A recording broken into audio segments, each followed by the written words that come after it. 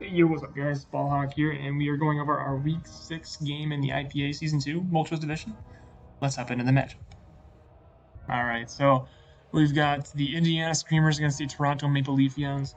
Last season, we had probably the closest game I've ever played during the regular season against Geek Yogurt here, and he's the coach of the Toronto Maple Leafs. And it was, probably one of my favorite games I've ever played, honestly. It was just one of those games where it came down to the wire and we won by like 1 HP with Rotom-O or something like that. So that's the only time we've ever played, actually, if I remember correctly, in like a main division. Yeah, I'm looking forward to playing him again. And so he made some free agent acquisitions a couple weeks ago, and they made his team much scarier, picking up Tapu Lele, Gliscor, Skarmory, Milotic, and Superior. Yikes. To go along with, Mega Gallade already. This is the second season with Mega Gallade, and it's probably the most threatening Mega, honestly. Yeah, so I'm quite certain he's going to bring Gallade, Lele, Gliscor, and Chandelure. And that's really kind of affected my prep here. Running Mega Aggron, Mew, Goodra, and X-Cloud. I'm for sure going to bring those. X-Cloud, this is like the perfect matchup for him, going up against a team that has Chandelure that's there to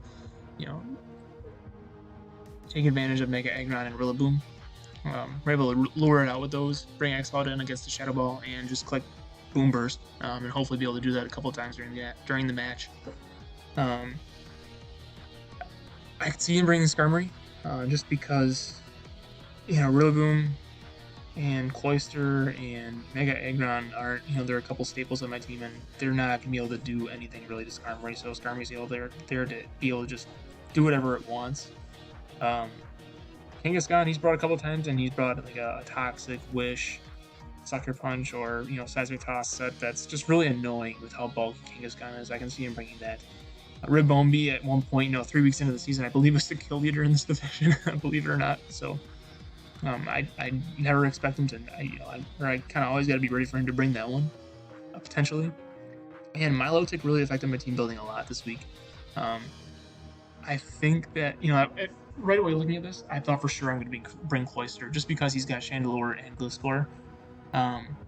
And Superior, I was like, there's no way I'm not bringing Cloyster. But, when I think about it a little more, he's got Milotic, and if he brings that in just once, Cloyster is basically just dead in the water. He can't really do anything against Milotic. And then Milotic is able to just freely set up or do whatever it wants and just, sit there, pretty much. So, I don't think I'm going to bring Cloyster at all. And then the odd three out are Rotom, Fan, Galurk, and Hitmonlee. They're just not really gonna do too much for me this week, I don't think. I don't see any reason to bring them. Rotom Fan could be nice for the Skarmory and Superior, but he's got Gliscor, and so that really kind of deters me from that. Galurk could work, but the fact that he's got Tapu Lele, Mega Gallade, Chandelure, Milotic, Superior, it's like, this isn't Galurk's matchup, honestly. And then Hitmonlee, it's not going to do a whole lot. I can't do much to Mega Gallade, can't do really anything to Tapu Lele, same with Gliscor. Can't really do anything to Chandelure, there's no room for Hitmonlee in this game. So, yeah, we're going to run Mega Aggron, Mew, Goodra, X-Cloud, and then some combination of Rillaboom, Sylveon, Salazzle, and Cloyster. So let's hop into the team. Alright, we're starting this week off with Joe. Our Rillaboom, he's going to hold a Life Orb with a Grassy Surge this week. Make sure that he's got Grassy Surge.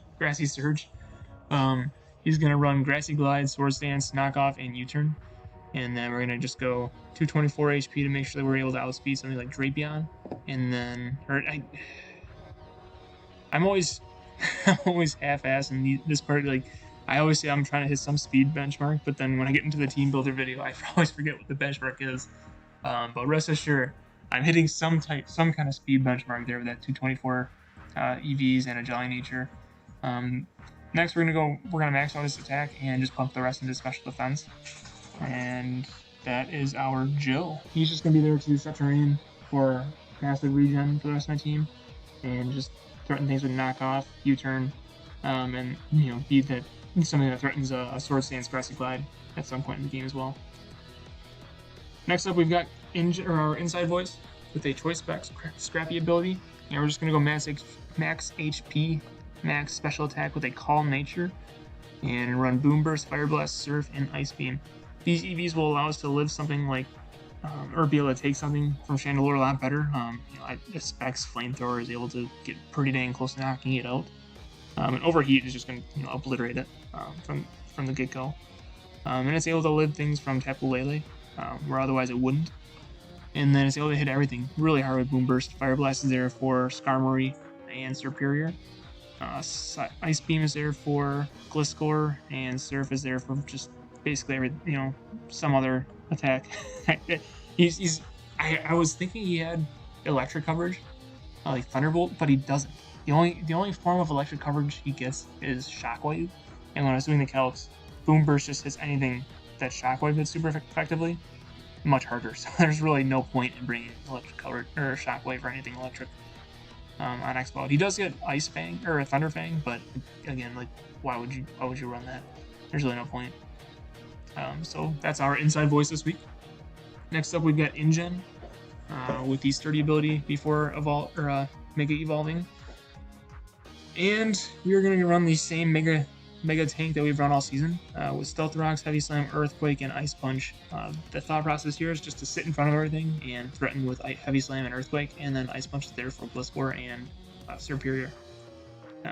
That's really about all there is to it for InGen. There's not much else to go into detail there. He's just one of those things that even Tapu Lele Focus Blast is only going to do like 40% max, so he's able to tank a lot of hits and then just deal out heavy, super effective damage with Heavy Slam. So, and then we want to get up rocks to threaten things like his Rabombi or something like that wants to come in or be able to switch in and preserve a Focus Sash or something. Rocks will be annoying for his team for sure this week. Next up, we've got Peach. Holding Leftovers with the Pixelate ability. We're going to go max special bulk this week with 252 HP, 252 special defense, put the rest into special attack. They Calm Nature. We're going to have it hold Shadow Ball, Hyper Voice, Wish, and Protect. Shadow Ball is there for Tapu Lele, and Hyper Voice is there for everything else.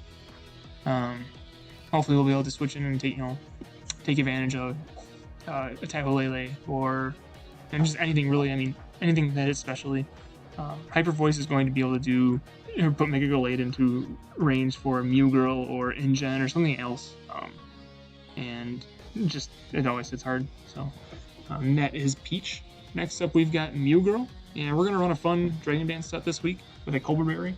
We're gonna go max Jolly or 216 EVs with a Jolly Nature to outspeed his Gliscor, and put the rest in go max attack, put the rest into HP for as much bulk as we can get after everything else. Yeah, we're gonna go with Poltergeist, Flare Blitz, and Power Whip.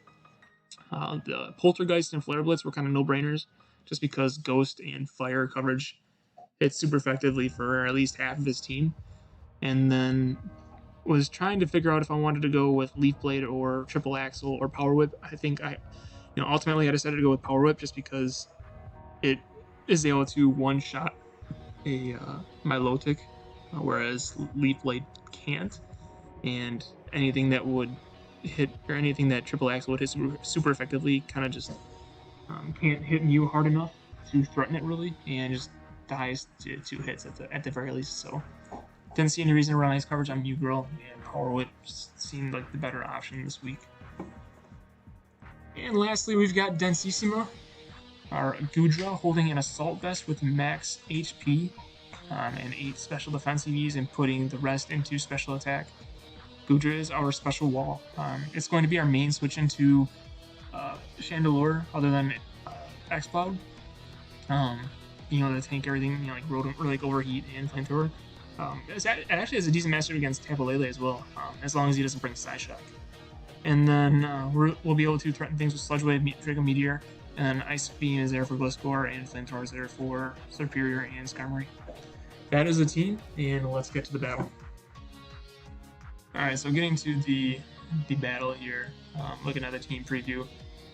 Nothing that he brought really caught me off guard. I definitely thought that he might bring any combination of these 6. And however, he brought some heat turn 1 that I was not expecting at all. Didn't even have it on my radar. It really put me in an awkward spot. And honestly, I did not deserve to win this game. I didn't deserve to come close to winning this game at all, based on the stuff that he brought turn 1. So let's hop in and see what happens here. So I decided to lead off Mega Aggron. I didn't see any trouble or anything stopping me. If he decided to go with Chandelure, I could switch out to X-Cloud. And his turn 1 put the fear god into me. Going for an Iron Defense, I choose to get up my Stealth Rock so that it was free. I thought he was going to go for hazards of his own. Instead, he reveals that he's Iron Defense Body Press, and my team has no answers for that. Gujo would have been one of them to an extent, and the fact that it's gone right away just game over. He has Toxic on there for Mew, smart. I get up my Dragon Dance. It's the only real hope I have to doing any damage, and I get super lucky and get a crit. Now, this is the only reason why this battle became close at all and became winnable for me. But we really get the Sash Break on his Ribombee. He runs a switch or a trick. He uses a Choice Scarf, which that wasn't necessarily bad. Mew is fast enough where it's able to, at that point, we were able to outspeed everything on his team and hit things super effective still. So I wasn't necessarily upset about that. But he brings out Chandelure right after that, and we switch out to X-Cloud hoping that he's going to Shadow Ball, but he doesn't. He goes for the Flamethrower smartly and takes out X-Cloud. We go out to Mew and we miss the Poltergeist. Like, come on! Like, we definitely needed that one there. Fortunately, we don't get it. We switched back out to Mega Aggron. And this is one of the reasons why we brought Mega Aggron, was to be able to handle things like his Blizzcore. So, we go for the Ice Punch, as he's just going to try to Earthquake for as much damage as he can. Get him in damage or in range for his Mega Gallade. As we're just going to fire off, keep Ice Punching until his Blizzcore goes down. Instead, though, he decides to switch out to his Kangaskhan. And we just go for another Ice Punch. We switch out into Sylveon here as he goes for a Wish. And this part is kind of awkward, where we just exchange attacks while he's just wasting wishes. I thought he might switch out to Chandelure there for some reason. I thought he was going to Wish past to his Shandy. He does not. He stays in, and Shadow Ball does nothing. He's just kind of waiting to get a para on Peach here, which really sucks. Eventually he does get it, and it really kind of messes things up for the late game for us. But we decided right now we're just gonna stay here and keep playing Wish Hyper Voice games with him, as there you see he gets the para finally. Unfortunate. Really, two more Hyper Voices here, and his Kangaskhan is gone. We go for the Wish out of necessity, though, just because can't really afford to lose Sylveon right now. We go for one Hyper Voice, and one more Hyper Voice is going to get rid of Kangaskhan for us. He switches out back into Gliscor. Pretty smart switch out on his part. Go for the Hyper Voice, and we're able to take Gliscor. And this is where things kind of go sideways for us a little bit. We're going to go for Shadow Ball here, though, and it's actually going to connect. So Sylveon's going to get 2 kills here. And now we're in a position where it's like, okay, this game isn't out of reach anymore, We definitely didn't deserve to be at this point. But this turn is where the para really hurt. He goes for Bulk Up. Hyper Voice here would have put it in range for Rillaboom or Mew even. The fact that we missed, or we get parried, that kind of sealed the deal for us. Unfortunate that's the way we lost. Had that not happened, we easily would have been able to take him out with Rillaboom, with a Rillaboom Grassy Glide after that. Only at +1 defense, but at this point it's definitely out of reach for us. And we're just playing this out as a formality at this point. Mega Gallade is just gonna win right now. So unfortunate that's the reason that we lost. However, we really didn't deserve to be in that position. His Skarmory, had he not got crit, would have just rolled right through my entire team, and there would have been nothing that I could do about it. So, good prep on his part. Definitely, he definitely deserved this win. And with this, now we fall to 2-4. Definitely not what we had in mind when we started the season off 2-0, and we're in a position now where we're really relying on other people to lose in order for us to make it into playoffs. We definitely have to win next week. If we don't win, there's no chance. But chances are already slim to none that we make it into playoffs at this point. So, yeah, we're gonna need some help. But we finished the season against, I believe, I forget who we're playing. We're finishing the season off against John. He took over for the Eternal Ice Qs after, I forget what their name was, but they had to drop the league. So John took that team over. We finished our season off against him, and we need to win that one, and we need to win it quite convincingly in order to have any shot in making playoffs. But still, I mean, even if we win, it's really not guaranteed. If we do make it in, we squeak in as a 7th seed, I believe. And once we're in, it's a new season, anybody's game at that point. So, but yeah, good game to geek. This one actually did end up being pretty close, a lot closer than it should have been. Ultimately, we had one really lucky turn, and we had one really unlucky turn, which kind of pulled the odds or the luck back to even, I believe. So, it helped our differential, but that was really it.